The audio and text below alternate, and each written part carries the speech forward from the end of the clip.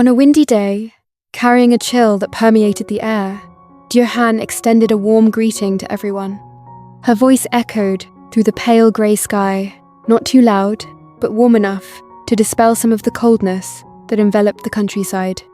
The wind swept through the trees, swirling dry leaves on the ground, creating a scene both familiar and evoking an indescribable sense of fragility.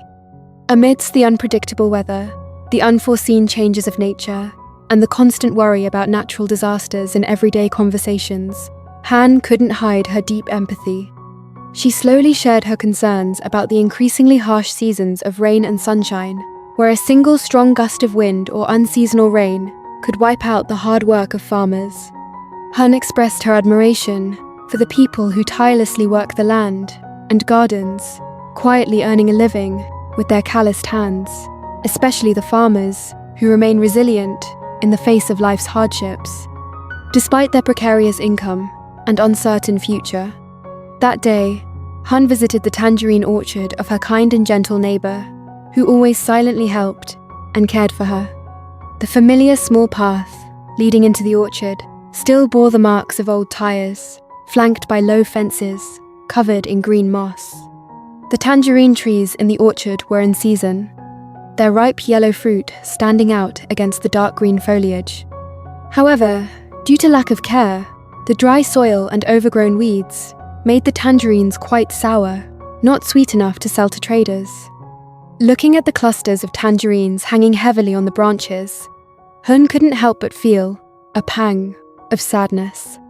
They represented the sweat and hope of the growers, but due to a lack of resources and a lack of market access, they were in danger of being wasted. Unable to let Aunt Lan's hard work go to waste, Han decided to harvest the tangerines to make jam, syrup, and fermented tangerine juice. She carefully picked each fruit, wiping away the thin layer of dust, as if cherishing every small gift from nature. Many conflicting thoughts arose in Han's mind. She hoped to earn some extra income during the upcoming Lunar New Year, 2026, to help make ends meet, a life that had never been easy. But more than money, Han was troubled by the endless hardship and fluctuating agricultural prices that farmers faced.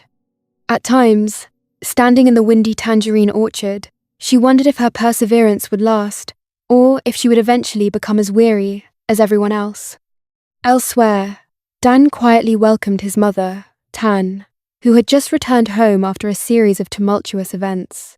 The small house remained the same, but the atmosphere inside seemed heavier than before. The mother's face bore the clear marks of weariness and regret. Each wrinkle seemed deeper, her eyes no longer sharp, but instead heavy, with belated thoughts. After everything that had happened, Miss Tan finally understood her past mistakes, especially her harsh opposition to Dan and Dieu Han's relationship. Those words, once spoken in a fit of anger, now festered in her heart. Thinking of her daughter, thinking of Han, she couldn't help but feel remorse. Many nights she tossed and turned, unable to sleep, wishing she could turn back time so she could have said and done things differently. She wanted to make amends for her mistakes, even if it was just with small acts of kindness. In the cold, windy weather, she asked Dan to bring Han a warm blanket, hoping to subtly offer warmth and care, not wanting to disrupt the girl's already wounded life. For Than, it wasn't just a blanket, it was an unspoken apology, a belated acknowledgement of her own wrongdoings. However, Tan didn't know that Dan was facing a great internal conflict. After everything that had happened, Dan felt awkward and guilty whenever he thought about seeing Han again. Old memories, silent moments, missed opportunities kept surfacing, leaving him unsure where to begin if he were to stand before her. He clearly felt the distance between him and Han growing, no longer as close as before. Meanwhile, Than remained by Han's side, caring for her, worrying about her, and silently protecting her.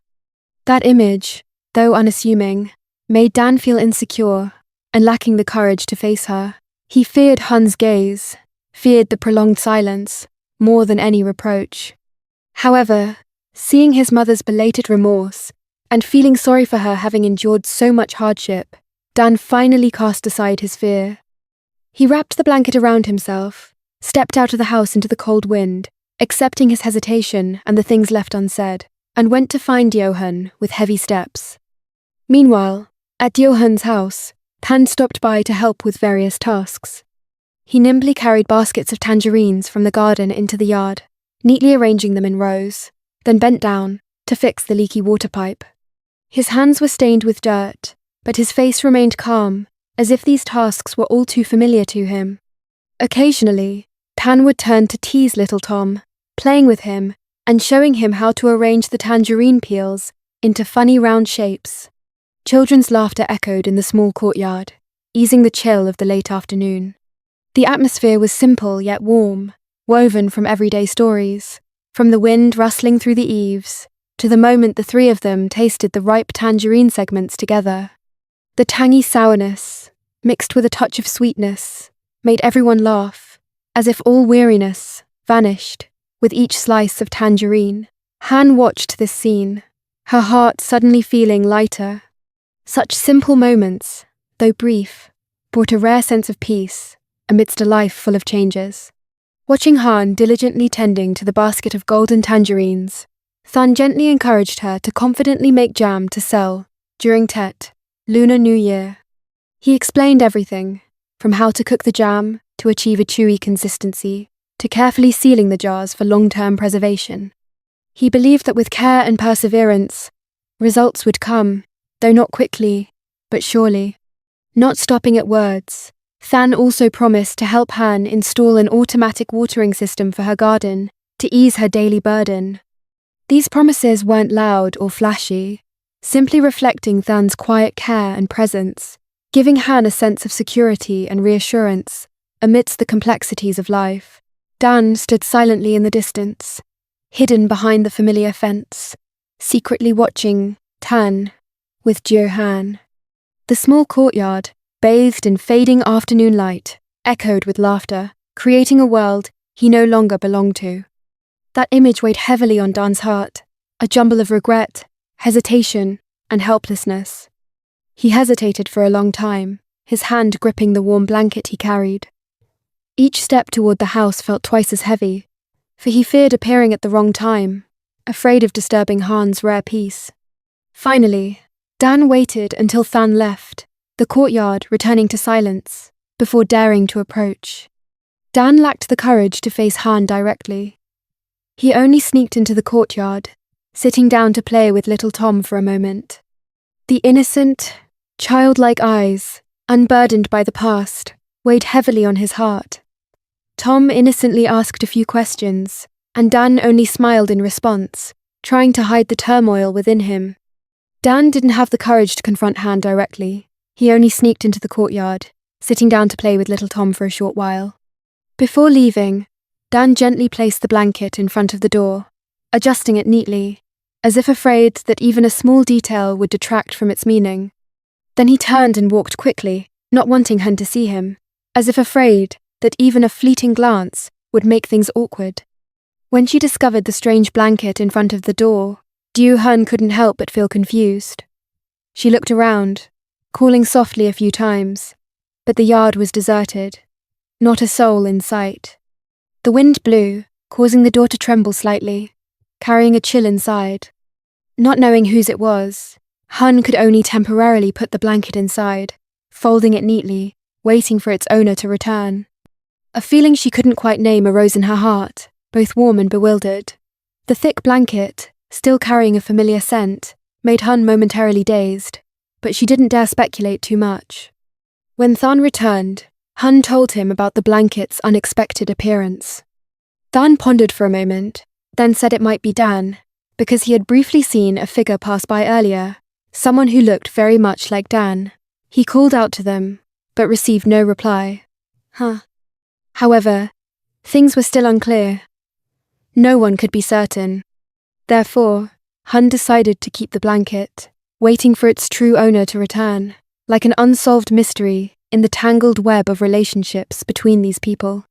As evening fell, a cold wind crept through the leaves, carrying the faint scent of tangerines still lingering on Dieu Han's hands. The jars of jam were neatly arranged on the table, their warm orange hues gathering the last rays of the day. Looking at the fruits of her labor, Han felt a sense of relief. Despite the many worries in her life, she believed that with perseverance, even the simplest things could bring hope. Han sat beside her, silently observing Han's every gesture. He didn't say much, only occasionally reminding her to take a break and drink some warm water to ward off the cold. His concern came naturally, without fuss, but enough to give Han a rare sense of peace amidst the hustle and bustle. Outside, little Tom's laughter echoed as he played with dried tangerine peels, making the small house even warmer. In another corner of the neighborhood, Dan stood silently, gazing towards the familiar house, where the soft yellow light shone gently in the night. He knew Han was there, busy and peaceful, while he remained outside of everything. The blanket had been given, but the distance in his heart hadn't yet narrowed. Dan understood that if he remained silent, he might forever miss the opportunity to say what he hadn't yet said. As the night deepened, Dieu Han opened the cupboard and looked at the strange blanket, neatly folded. She didn't ask any more questions, nor did she speculate. She simply waited, silently. There are connections, though unnamed, that quietly exist, like the lingering warmth in the cold night. The day ended in fragile peace. The question of the blanket remained unanswered, and Dan's courage was still up in the air. Amidst the sweet and sour flavors of the tangerines of Tet, these relationships continued to fluctuate with the rhythm of life, leaving a quiet, warm, and thought-provoking echo in the listener's heart.